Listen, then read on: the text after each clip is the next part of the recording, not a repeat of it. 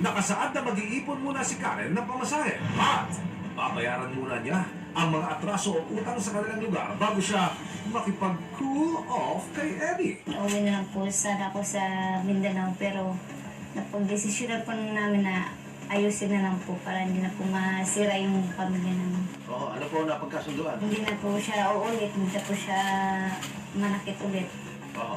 Hindi na po siya inom. Okay ho sa inyo yun? Opo.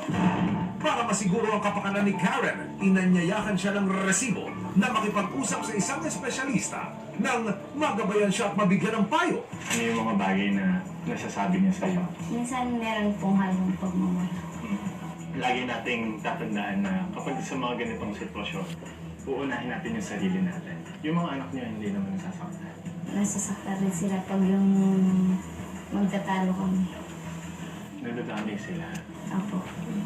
So, isa din yun sa kailangan natin i-consider, hindi lang yung sarili mo.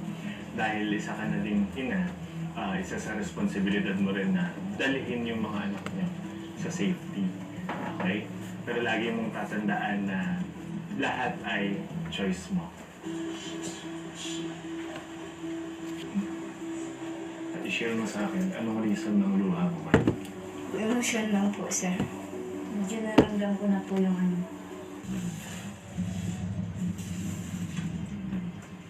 Kailangan maisiwalat natin sa buong sambayanan ang tunay na pagkatao ni Senator William sa lalong madaling panahon. Kasama ko ako.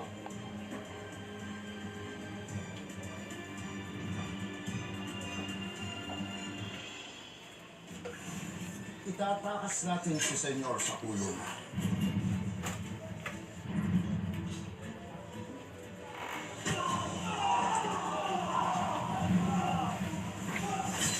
Ala. Ay!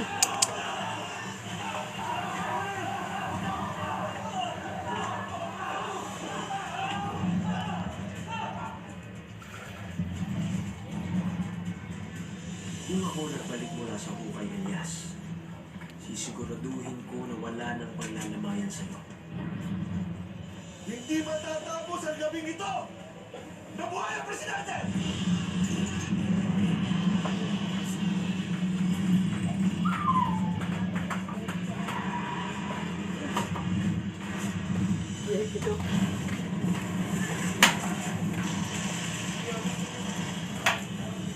Elias Guerrero!